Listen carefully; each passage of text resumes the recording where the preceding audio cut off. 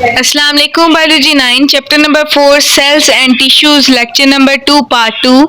आज का जो हमारा टॉपिक है उसका नेम है इलेक्ट्रॉन माइक्रोस्कोप। इससे जो प्रीवियस हमारा टॉपिक था उसका नेम था लाइट माइक्रोस्कोप, जिसमें हमने पढ़ा था कि हम लाइट को यूज़ करके किसी भी ऑब्जेक्ट की इमेज को फाइंड कर सकते हैं। उसके बाद हमने उसमें दो तरह की चीज़ें पढ़ी थी। एक हमने पढ़ा था मैग्नीफिकेशन पावर और दूसरा हमने पढ़ा था रिजोल्विंग पावर।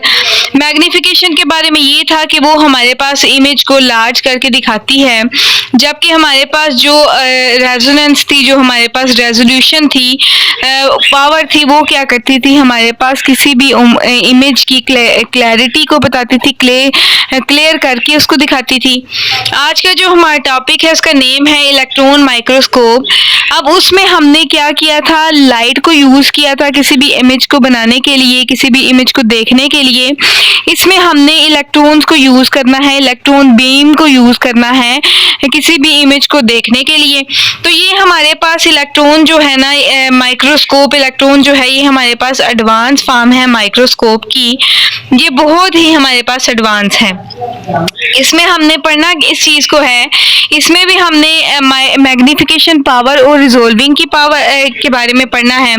और वो हमने पढ़ना है कि हमारे पास मैग्नीफिकेशन पावर जो है वो किसी चीज़ को किसी भी चीज़ को लार्ज करके दिखाती है, और दूसरी जो हमारे पास रिजोल्विंग पावर है वो क्लैरिटी को बताती है। स्टार्ट कर लेते हैं अपने टॉपिक को। तो इस टॉपिक में सबसे पहले मैं इस चीज़ के बारे में बता दूं कि पिछले लेक्चर में हमने पढ़ा था लाइट माइक्रोस्कोप को, जिसमें हमने लाइट को यूज़ करके किसी भी ऑब्जेक्ट की इमेज को फाइंड किया था, आइडेंटिफाई किया था। लेकिन इसमें हमने बीम ऑफ इलेक्ट्रॉन की मदद से किसी भी ऑब्जेक्ट की हमने आइडेंटिफिकेशन को उजागर करना है। उसके बाद मैं आपको ये बताती हूँ कि हमारे पास जो दूसरी वाली हमारे पास जो लाइट माइक्रोस्कोप थी, उसमें हमने ग्लास लेंसेज को यूज़ किया था किसी भी इमेज को क्लैरिफाई करने के लिए, मैग्नीफाई करने के लिए। इसमें हमने बेसिकली क्या यूज़ करके किसी भी इमेज की आइडेंटिफिकेशन करनी है, हमने इलेक्ट्रॉन जो हमारे पास इलेक्ट्रोमैग्नेटिक हमारे पास रे होती है, बीम होती है, जिसको हम यूज़ करके किसी भी ऑब्जेक्ट की जो हमारे पास आइडेंटिफिकेशन कर सकते हैं। ठीक है, अब हम स्टार्ट कर लेते हैं हमारे इस टॉपिक को। कहता है it is the most advance form of microscope. ये हमारे पास मोस्ट एडवांस फॉर्म है किसकी, माइक्रोस्कोप की। In electron microscope object and lenses are placed in a vacuum chamber. कहता है कि हमारे पास जो इलेक्ट्रॉन माइक्रोस्कोप है उसमें हम किसी भी स्पेसिमेन को कैसे प्लेस करते हैं, वो हम वैक्यूम चैम्बर के ऊपर प्लेस करते हैं उसकी आइडेंटिफिकेशन करने के लिए। A beam of electron is pass through object and electron pass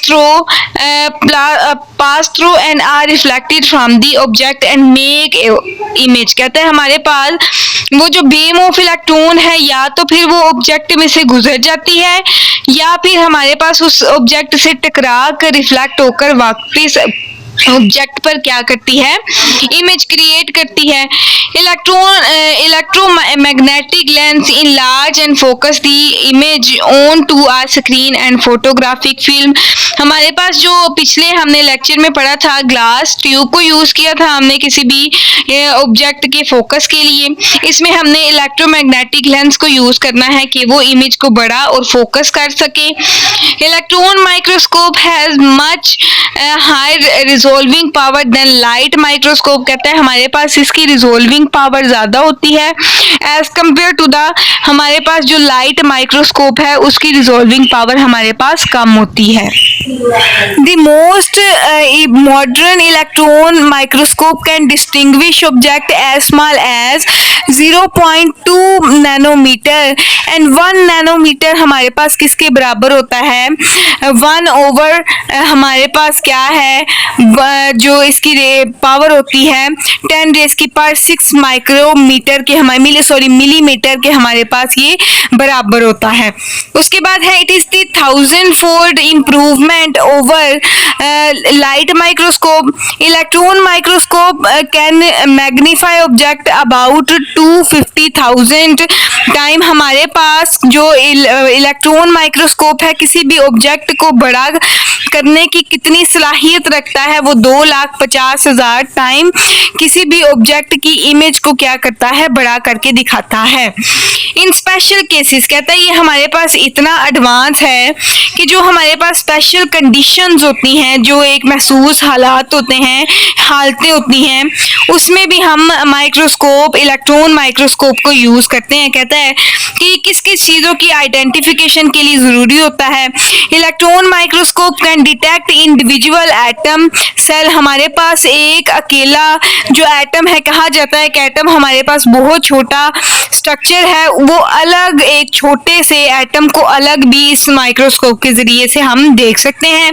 organelles and even molecule like DNA and protein are much longer than single atom.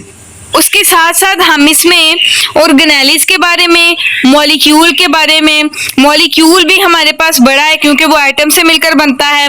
DNA और प्रोटीन के बारे में भी हम इस माइक्रोस्कोप के जरिए से आइडेंटिफिकेशन कर सकते हैं.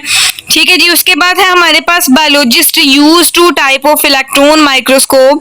जो हमारे पास बायोलॉजिस्ट हैं वो दो तरह की इलेक्ट्रॉन माइक्रोस्कोप यूज करते हैं. जो पहली है हमारे पास, वो है हमारे पास ट्रांसमिशन इलेक्ट्रॉन माइक्रोस्कोप, TEM इसकी शॉर्ट फॉर्म है. ये किसी भी सेल का, किसी भी ऑब्जेक्ट का इंटरनल स्ट्रक्चर फाइंड करने के लिए यूज की जाती है. उसके बाद है स्कैनिंग इलेक्ट्रॉन माइक्रोस्कोप, इसकी शॉर्ट फॉर्म है SEM. ये हमारे पास किसी भी ऑब्जेक्ट की एक्सटर्नल स्ट्रक्चर को डील करने के लिए, स्टडी करने के लिए यूज की जाती है. In TEM electron are transmitted through the specimen. हमारे पास TEM में ट्रांसमिशन इलेक्ट्रॉन माइक्रोस्कोप में क्या होता है, इलेक्ट्रॉन को ट्रांसमिट किया जाता है स्पेसिमन के साथ. और ये क्या करता है, TEM is use to study the internal cell structure, जो कि इंटरनल सेल के स्ट्रक्चर के बारे में जांच पड़ताल करता है. तो ये था हमारे पास लेक्चर नंबर 2 पार्ट 2, जिसमें हमने इलेक्ट्रॉन माइक्रोस्कोप के बारे में पढ़ा था.